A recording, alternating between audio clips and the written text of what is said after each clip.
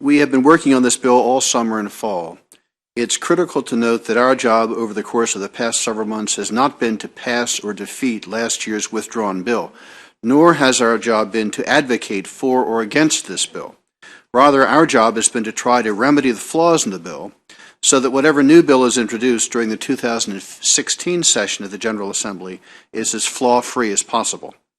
The bill's opponents, some of whom are with us today, stress that no amount of tinkering can fix the fundamental problem with the bill, that it permits terminally ill patients to opt to accelerate the timing of their deaths. But my view is that if the bill should become law, it should not contain fixable flaws. So the work we've been doing this summer and fall, I believe, is both useful and valuable.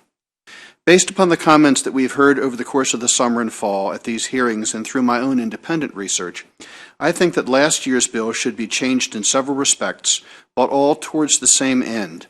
If the bill is enacted into law, all participants in the process set up by the bill must be voluntary participants and must be confident that they will not be made the subject of lawsuits stemming from their participation in the process or their decision to have nothing to do with the process. The bill identifies 4 participants in the process: the terminally ill patient, the patient's primary physician, the consulting doctor, and finally the pharmacist who dispenses the fatal prescription. In my view, the bill must make it clear that none of them has any obligation whatsoever to participate in the end-of-life option process, that each of them may choose to opt out at any time, and that if a doctor or pharmacist should voluntarily choose to participate, the mere fact of participation will not subject that doctor or pharmacist to being sued.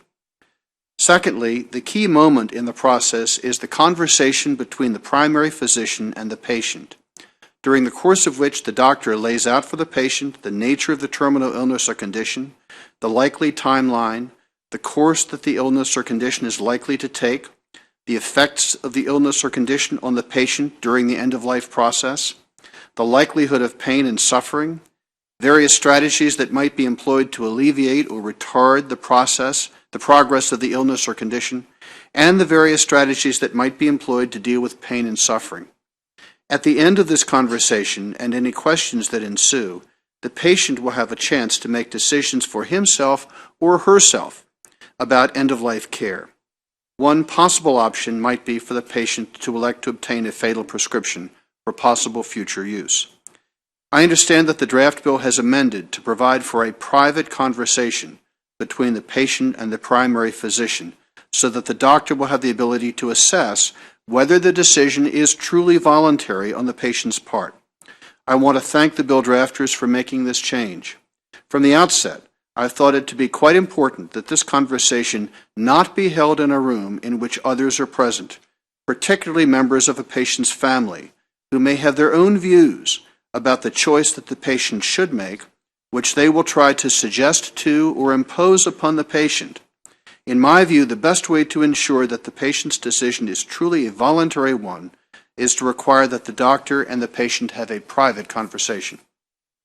That was the end of my prepared remarks, but over the weekend I've received hundreds of emails from people generated clearly by the Maryland Catholic Conference. Many of them, in fact, and almost all of them came from outside my district. 2 of them came from inside my district. Most of the emails followed a script, or close to followed a script. But a couple of them were individual and heartfelt, and I selected one. It turned out the communicant was not in my district, and I wrote a lengthy response, substantive response to that person. And then that person in turn responded to me even more lengthily.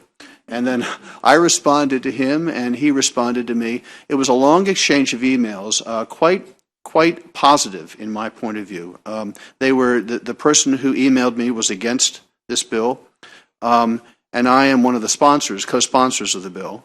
Although, as you could tell from my comments a few minutes ago, I still have some questions about the bill that I think we need to fix some of the flaws. I wanted to conclude by reading to you the last 2 installments of that weekend-long email train that went back and forth. So the first email is from me to him, and the final email is from him back to me. My response was, I read your entire message and am incredibly impressed by your intelligence, your faith, and the lovely way that you express your thoughts. More than any particular points that you made, I came away with the conclusion that this bill, in a way, is providing an opportunity for complete strangers to communicate with each other with utter truth and sincerity, without a hint of partisanship or one-upsmanship.